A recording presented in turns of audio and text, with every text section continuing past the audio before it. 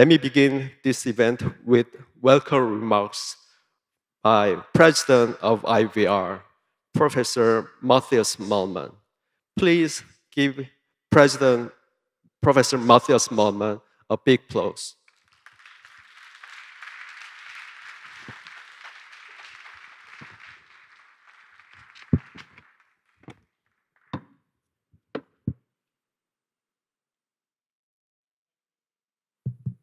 Thank you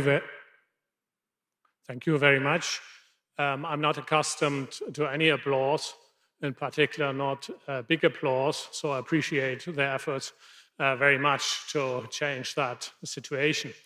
Dear Professor Zhong, dear Professor Zhang, dear Professor Li, and dear Professor Zhou, dear organizers, dear Yin Sok, I'm very pleased to welcome everybody here to the 31st World Congress of the IVR.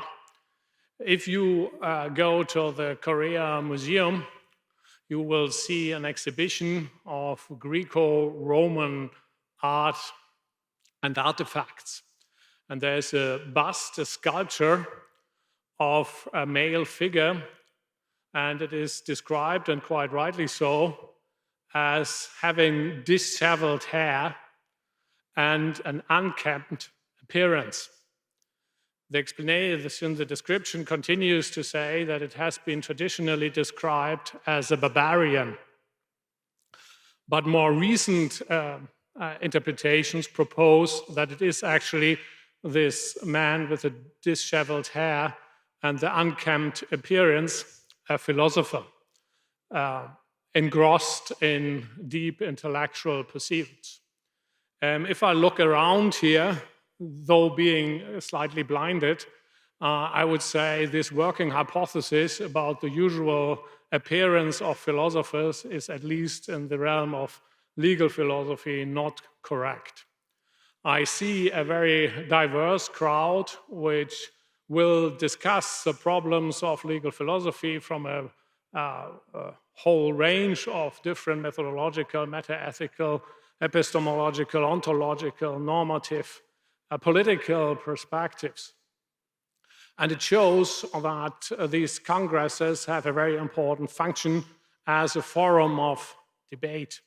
It also shows that the IVR is very much alive, and I'm happy to report that over the last few years, a few new sections have been founded, and let's say dormant sections have been revived.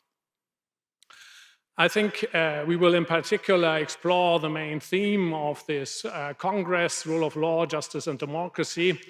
And these are not just any topics, but very important topics in our current time. We all know that humanity faces very profound crises, instability in the economic sphere, mass migration, war, and of course a big challenge of climate change. We also know that democracies around the globe have become under attack. Authoritarian regimes have been consolidated, and within established democratic systems, authoritarian forces have gained ground and sometimes gained governmental control. So authoritarianism has lost nothing of its apparent attractiveness. That is very bad. Not least because of the intrinsic value of democracies as a political organization of human autonomy. It is also bad if you think about these problems, because with all the flaws that democracies certainly have, I think they are best suited to actually solve these problems. I at least put little trust in the ability of authoritarian regimes to deal with these problems in a way that serve the common good. So humanity is in the strange situation of facing these existential problems, and at the same time, we witness a weakening of the one political form that is best suited to actually solve these problems. There's also a crisis of what I would like to call the epistemic culture. Culture wars around the proper means against the COVID pandemic, post-truth politics, have, I think, shown that a substantial part of the population have lost trust in a culture that relies on rational argument, on empirically based ideas, and that I think is a very worrying sign.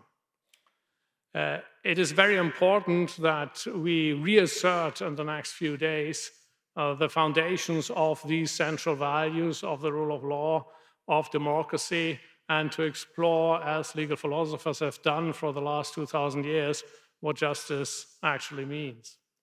But it is also important that we contribute that this epistemic life world continues to exist and continues to thrive.